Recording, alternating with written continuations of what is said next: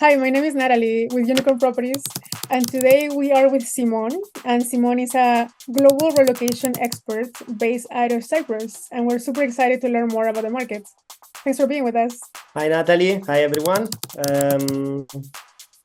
So I'm actually based in Limassol, Cyprus, but I'm originally from Rome, and I've been living in Cyprus for the last 3 years. But I have also international working and living experience in different countries in Europe, like Ireland, Denmark, and Spain. Awesome. So, what made you decide for Cyprus in the first place, since you're from Italy? So I moved there 3 years ago, actually, because previously I was living in Copenhagen, and then COVID came, so I had to reassess my professional life, and basically I found a job here in financial sector, mainly in forex, and that's how my Cypriot experience started. Oh, that's super cool. So, you're an expert now on the whole market of Cyprus and how to purchase real estate there and how to transition people who want to live there. So, how do you see the market? How's it going? So basically, as let's say consultant, what I'm selling is what basically I already done for myself. So first of all, the relocation, which means I also take the residency there. I also buy a property studio in one of the main city called Paphos. That in the meantime I also resold, because I decided to buy a boat and live on the boat in Limassol in the marina. And the other thing is I also open my own business company, my own LTD in Cyprus. So all the service related to investing or relocating or property consulting is something that I already done for myself. Awesome. No, that's great. And now that you're working on the real estate space, and you were able to purchase your place yourself, what would you say? Are there any restrictions of who can buy in Cyprus, like any nationalities, or everybody's welcome? Who can be a buyer or an investor? So mainly we have to split the category into main areas. So the European citizen, that for sure it's the process, it's easier, and also the other one is the third party country. So party country we're talking about, or mainly from Israel or from Lebanon. So it depends which category you are in. And so the other thing that you need to basically consider is that for sure for European, Cyprus it's a very peculiar case for two reasons, because the language is Greek, but at the same time the law system is mainly British, because until 1960 was a British colony. Okay. So those are the main things to consider. Plus we still have like euro as coin or currency exchange, right? Yes. So the currency right now is euros in Cyprus? Yes, correct. So then it's open. It's an open market. Anybody can go and invest. What would be the process like once a client is interested on exploring the market? What would be the process they need to follow? Like, is there any financing involved? Like any banks will lend citizens from different countries money into the country, or they have to bring their own money? Yeah, so mainly they have to bring their own money using like the mainly European system banking. And the other thing that you need to consider is choosing the right location. So just to give you an idea, apart from the approval that you can get from the bank for the money transfer, which is one thing, I would say that also there are different locations where you can live. So mainly there are two airports. One is Larnaca, which is the major airport, and the other one is Paphos. So it also related, apart from all the documentation that you have to have, also where you want to live. If you want to like live in a very touristic place, more calm for, let's say, if you are in your retirement period of your life, for sure Paphos might be more attractive.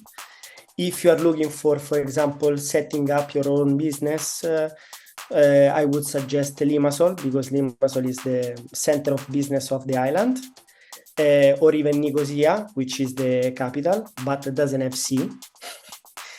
And also there is Larnaca, which is the other side of the airport, which is close also to another place called Ayia Napa, which is the most touristic place. So depends if you are making an investment for yourself, like considering your relocation, or just an investment for a second property, or for short-term rental, let's say. Okay. So then let's say that somebody's interested to invest by the Limassol or by the beach. What would be the process? So the financing piece from the bank. So would they lend the money to a foreign person, or like they have to bring like the cash from the bank to bank from their country? Is there any Yes. difference like for the mortgage? Yeah, they have to mainly bring their own cash from the other country. Now also in terms of VAT, there is a big difference. So if you are residency, the VAT is 5%. If it's let's say second property, the VAT in that case is 19%. Oh, wow. Which is a VAT big, would be the tax? yes. VAT. VAT, yes. Okay. The other thing is that basically you don't have any property tax. Okay. You have to pay year after year, which is for example, difference that is specific for the Cypriot market. And so this is the main thing, let's say, about property and investing here. That's great. So no property taxes per year, like on the property itself. That's correct. Like almost like in Dubai. Okay, that's amazing. That's good savings for them to understand. And if you're in Limassol, I don't know how big the city might be, but let's say like a 1-bedroom, 1-bathroom, a range on prices. Let's say from the cheapest to the most expensive. What would be a range that I can we can share with the viewers, and what should they plan for? Yes, so let's say first of all, Limassol is the most expensive place in Cyprus. I would say that starting point of price for 1-bedroom is like 230, 250k, like minimum. And then you can go up, especially if you want some specific location that might be buildings of 15, 20 floors, because there are many options right now with the new investor. So we can go higher until, like, I would say 500k also. So that's the range. Euros? 230,000? Yes. Yes. Okay. Yeah, I'm always talking euro because this is the currency that we have in Limassol. Oh, okay. And also the main peculiarity of Limassol is that it's very international. So there is a community of Cypriot people, but also people from Israel, from Russia, from UK. So it's a very global environment also, because it's geographically, if you want to like locate it, the geographic map is the first point of entry in Europe from Middle East and Africa. So that's why it's also important for this reason. Okay, interesting. That's a good location then. So let's say that they go through the process of buying, and you say the VAT tax, it's 5% for if it's your primary home. So you will be required to live there full time? So the rule and the regulation basically said that you have to stay there 180 days per year. Okay. That's the main rule that applies for defining your case. Okay. And then if it's an investment, let's say an Airbnb, the tax will be only at the sale, right? Like the 19% will be paid by the seller or by the buyer on when they. So let's say if it's a new, I was talking about new property. This is the VAT rate that you have to pay. Okay. Okay. So if it's a resale, in that case, there's no VAT. No, not at all. No. The buyer and the seller. So then you have to buy secondhand properties. Okay, so only for new developments, let's say new construction, there's a tax that the buyer will pay. But if it's Yes. In the secondary market, meaning a resale or property that is already being built, there is no tax on the sale. Yes. Okay, cool. That's a good idea. I didn't know that. Perfect. Because also depends in which case you are, obviously. Yeah. So then let's say we're the sellers and there is a unit that we want to sell. We bought it for 200, we're selling it for 300. Is there any capital gain on that extra 100,000 being made, or does not apply? Like for the capital gain when your property evaluates higher than what you bought it for?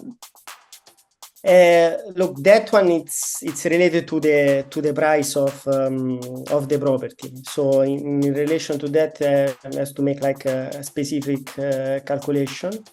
If you want, what we can do is I can send you like a small chart that we can share about this specific part to be more accurate.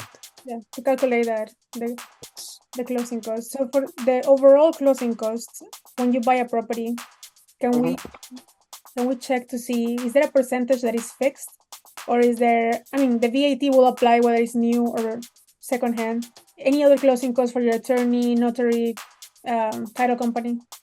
Look, in general, what you have to still apply is the like cost for your lawyer that basically make the contract, which is 1% fee or commission, plus all the registration, like bureaucratic fee for the title deed, which is the main document that they have to release once they sell to you the property.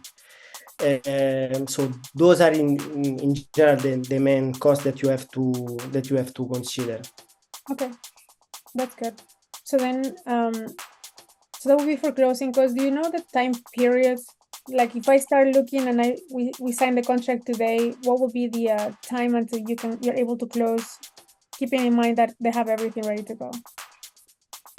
In general, like average is it's around, let's say, 1 to 2 months. That's the amount of time that you need. Okay. Obviously, in case of the title deed is ready, for example, if we are talking about reselling, the document is already there. So for that part might be also more easy to close the deal. Okay, perfect. Do you know if there's anything in relation to immigration benefits, like any golden visa programs in Cyprus or anything similar? So there was a golden visa project many years ago, but right now the only place where you can apply the golden visa is Greece. So in Cyprus, it's not valid anymore. Okay. What about I think you mentioned something about tax benefits for people who move to Cyprus. Was it mostly from Italy, or different countries have a tax break there on their income? I forget which country was coming from.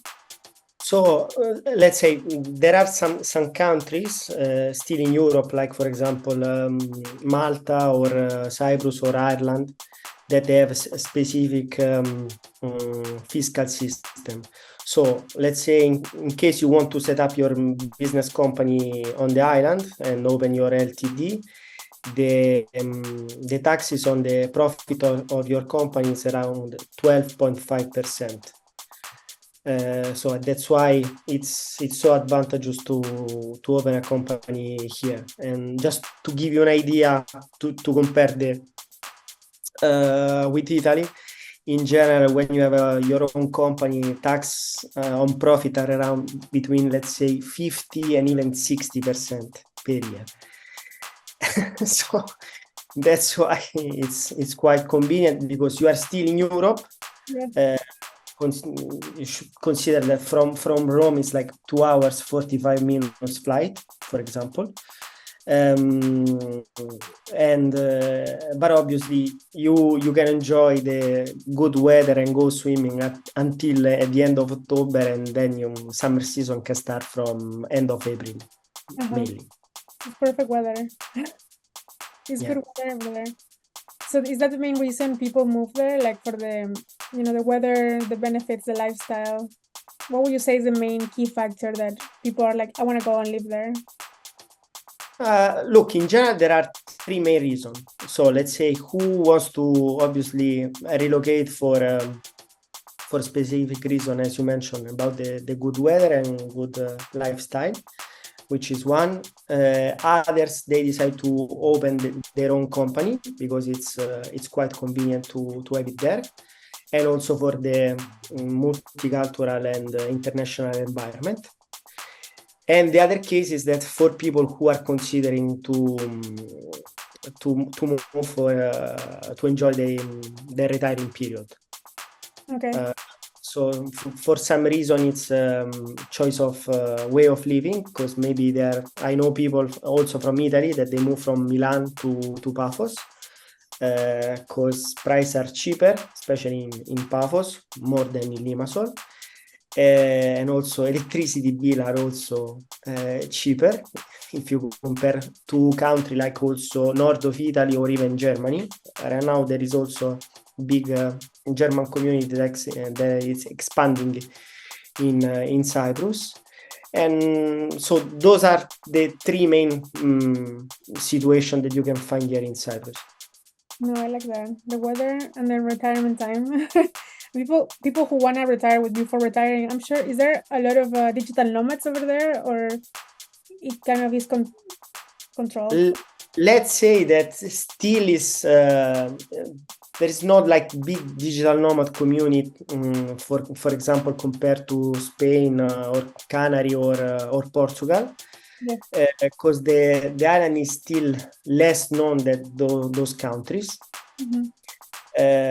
But for sure, I mean, after COVID, many people start to reconsider living in more warm places, and for sure, Cyprus is one of these, considering also that he has two airports. So basically, to cover the whole island, driving it takes more or less 4 or 5 hours. Okay, so it's manageable. It's like yes. Yeah. That's really good. So the island is not that known yet, which is good. Prices are not like soaring too fast, and it's kind of like a time to like get in as the prices increase, or before the prices increase. Awesome. Yeah. That's great. That's great, because I haven't been there yet, but I think I want to go like as soon as possible to check it out. And like for the managing, like let's say property management companies that will take care of your place after, let's say you're only there 6 months a year, then you go back to your country for whatever reason. Is it easy to find like property management companies to manage your unit either for rentals or Airbnbs? Yes, it's pretty easy, because we're still considering about an island that lives with tourists, and that's why there are many companies who can work as property managed companies or for real estate. Then the other specific situation that we have is that basically the island is split by two. So the north part, North Cyprus, is occupied by Turkey. So there the main language is Turkish, and the currency is Turkish lira. And then there is the south part, which is the main area of the island, which is the one where basically people speak Greek. And in terms of also of pricing, there is a big difference if you want to invest in north or south. But north, obviously, it's completely different country, and so the regulation is basically Turkish. Okay, interesting. I didn't know that it was in that way. Yeah, what I say mainly about the islands, like it has three main influences, because it used to be an ex-British colony. Mm-hmm.